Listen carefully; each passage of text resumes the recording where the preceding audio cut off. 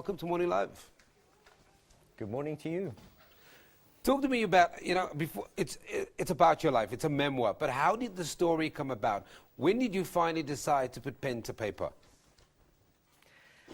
That was an interesting one. It was just after my 60th birthday. I was moving towards that time and trying to sneak past my birthday.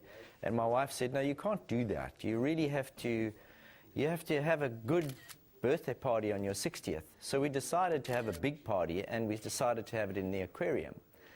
And then I realized, well, with a big occasion like that comes a speech, and I had better prepare a speech. So I thought, well, I've been in Cape Town for almost 20 years, and the people of Cape Town that I know only know that part of me. So I thought, well, let me tell my full story.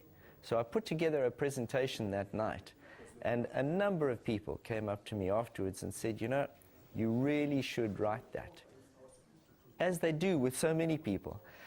Anyway, one of the people at my party had just been on a memoir writing course, and he came up to me and said, look, this is the person, get hold of her, and that's what I did, and went through the course and put pen to paper.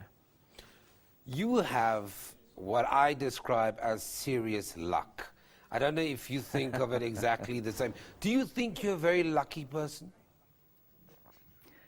Yes, I think I am. I think when I look back on my life, there has been so much luck in so many ways. I know people like Gary Player say that you make your luck.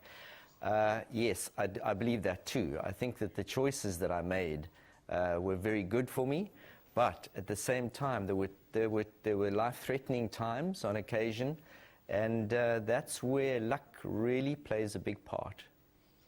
How would you describe, in actual fact, before I ask you that question, can you pinpoint those moments of luck reflecting back, those moments where it could have gone one way or the other, and in hindsight they say it's a 20/20 vision? Can you pinpoint that moments of luck for me?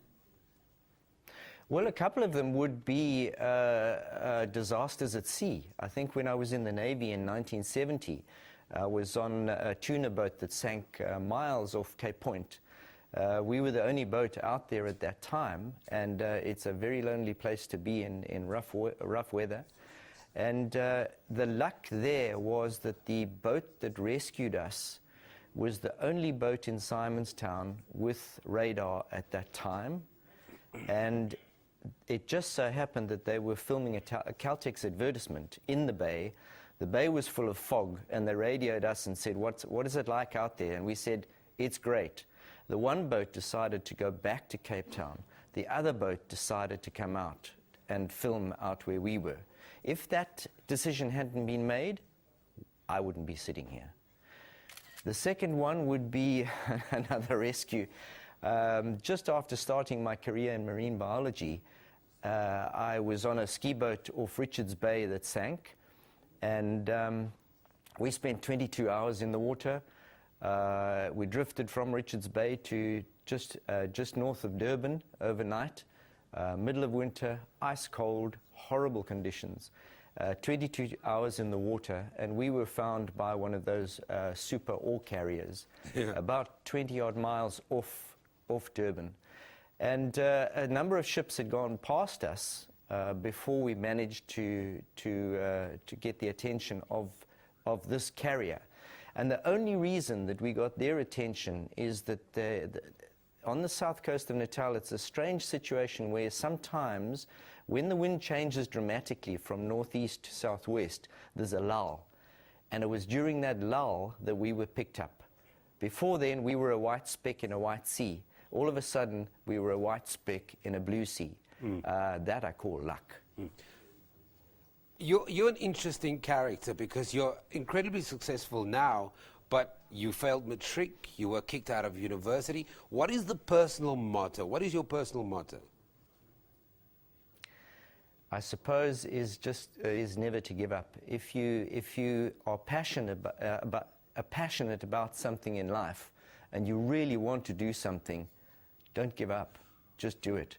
I think that it's the book has become quite an inspirational book to a lot of young people because it shows that here's a person who has done incredibly well.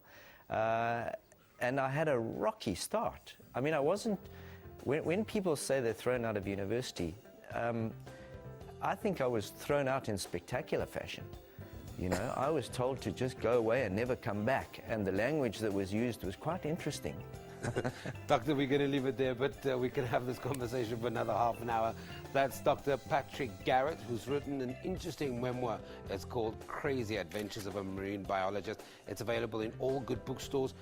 I think you should go and get it. It's quite inspirational. We take an ad break. We'll be back after this.